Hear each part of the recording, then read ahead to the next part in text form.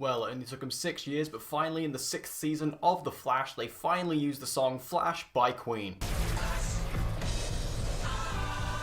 Just glorious.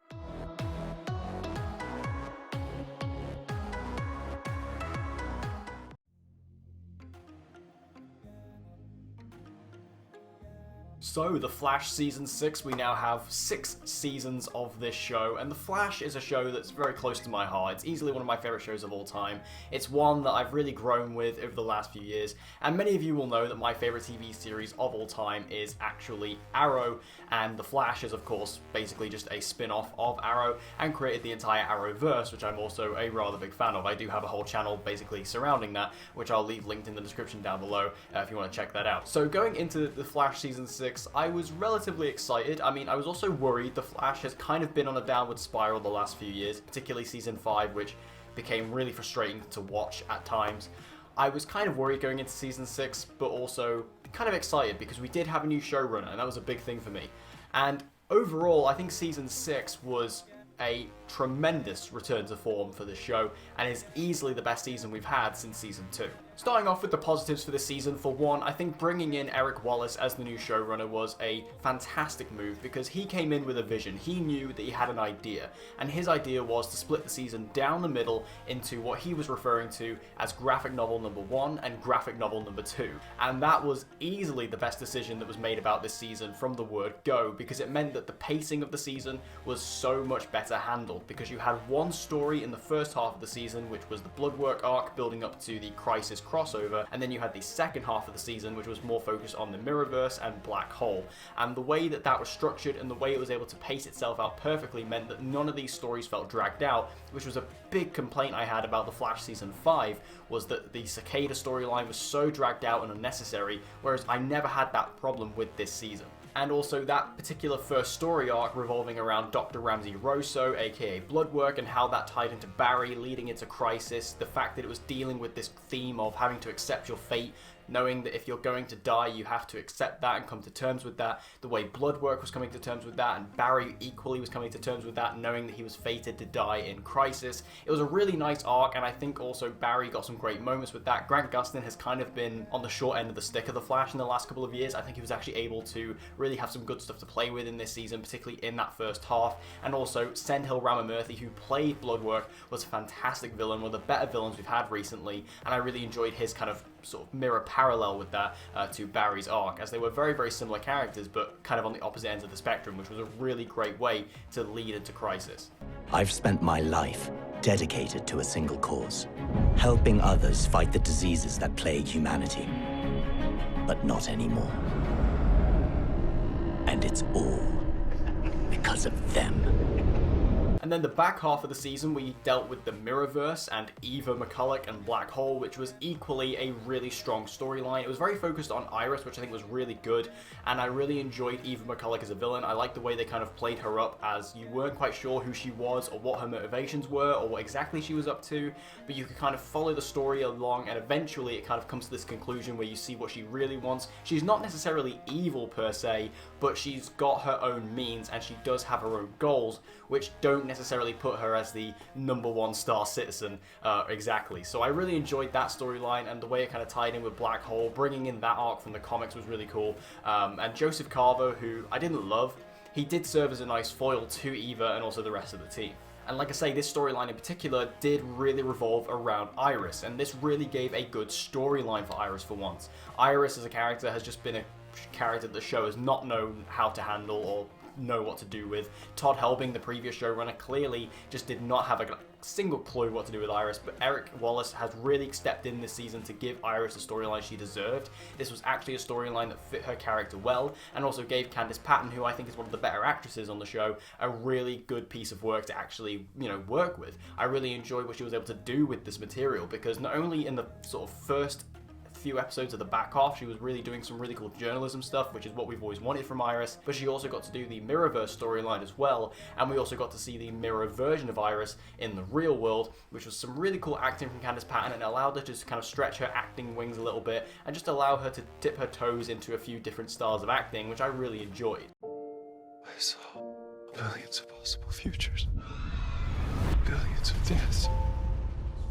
Maybe this is the reason I was given powers.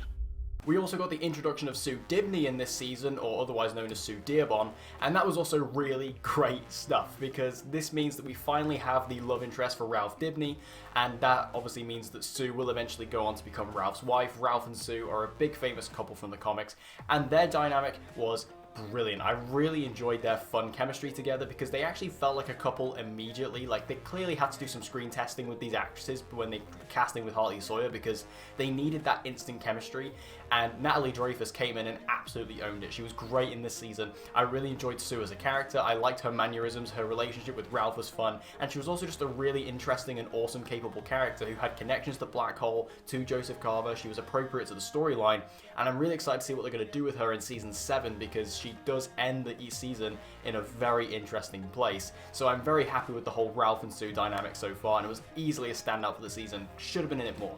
And the suit, I have to talk about the suit this season. You know, the Flash typically gets a new suit pretty much every season, and this was a big step up from the season 5 suit. The season 5 suit was so unpopular among the fan base. Myself, I didn't like it at all. I thought it was a really poor suit. But this one is easily the most comic accurate suit that the show has ever done. The chest piece, the belt, everything about it, it just looked so good. It looked so comic accurate, and when it's in those daylight shots where it's really looking good, you just really get satisfied with that suit. It's still not my favorite suit of the show. I still think the season 4 suit is the best, but this is a real close second, and if they keep evolving this particular suit design and we get those golden boots in season 7 or season 8, they might finally just make it the perfect comic book Flash suit. Like I say, overall, I really enjoyed The Flash Season 6. I think it is one of the best seasons of The Flash, but I do have a couple of minor nitpicks. For one, Cisco isn't really in this season that much. Like, he kind of just comes in and out. He will be there for a couple episodes, then he'll disappear for a couple. And there are rumors that Carlos Valdez, who plays Cisco, is looking to leave the show. So that could be them kind of testing the waters a little bit, trying to get the audience used to Cisco not being there. I could see that being the case. So that might be what's going on there. It's not a major nitpick or anything like that. It's just Cisco's not really in the season, and he doesn't really have that much of a story, which is a shame because he is really the fan favorite character. And even though I said that Iris did have a good storyline, and she does, she has a really good storyline in this, and I very much enjoyed it, it's not what I would have done personally with Iris. I think she should have had a bit more of a journalism-focused storyline, which we were kind of promised. And I think it started off that way. Again, the way she was investigating Black Hole and stuff like that, I think that was really good. But I think that it kind of evolved into something else when they introduced the Mirrorverse, because they wanted to introduce Eva McCulloch. I think what they should have done is they should have done it in a way where we had Team Flash, who were dealing with Joseph Carver and Black Hole and all those metahumans, and then we had Iris, who was working with Camilla and Allegra to actually expose Joseph Carver and Black Hole through the media, and it would have been, you know, fighting on two different sides, you know, fighting two different wars on two different fronts, which I think would have been it really been an interesting way to do it, and also would have been really good for Iris as a character, and also to develop her more as a journalist, which is something I know that Candice Patton specifically really wants, and also the fans have wanted for a long time. And the final nitpick I have for this season, which I'm not even going to count as a criticism, is that this sort of main storyline with the Mirrorverse and Eva McCulloch isn't finished by the end of the season, but if you know what's going on, obviously, around the world with the pandemic, The Flash wasn't actually able to finish filming its entire season, which is why this season was cut short at episode 19. So I'm not counting that as a criticism. I can't hold it against them. It wasn't their fault. It wasn't planned to be like that. It just, you know, if you don't know that, like if you're completely unaware of that and you watch this season, you might be like, well, why is it ending like that? It's not obviously meant to end like that. It was supposed to get another 3 episodes, but unfortunately, they weren't able to complete it. Overall, I thought The Flash Season 6 was a absolutely tremendous return to form for this series. I was so impressed with this season. Again, I was going into it very worried. The only glimmer of hope was Eric Wallace as the new showrunner. I was excited about him, but for the most part, coming out of Season 5, I wasn't really that enthused about Season 6. But this season completely shocked me. Splitting the season down the middle was such an incredible idea because we had that first half of the season that was really focused on Barry and Bloodwork and setting up that crisis, and then afterwards we had that Mirrorverse arc, which really gave Iris some really good stuff to chew on and just created a really interesting and different storyline than we'd seen before, particularly with elements like Barry losing his speed and stuff like that. Just really interesting stuff that we'd not really seen on The Flash thus far, and it made Season 6 feel unique as a season of The Flash, and also made it feel like one of the best seasons, and again, I genuinely believe this is the best season we've had since Season 2. So with all that said, my final rating for The Flash Season 6, I'm going to give it a 4 out of 5 stars. Again, this is a really solid season of The Flash, one of the best we've had. I have, like I said, there's a couple of minor nitpicks to do, like Cisco not really being in the season was a bit of a shame, and also I think Iris' storyline could have been handled in a slightly different way, but beyond that, I think that this season was really strong, really good, and again, third best season of The Flash. If I was going to rank them, it'd be, you know, season 1 at the top, then season 2, and then season 6.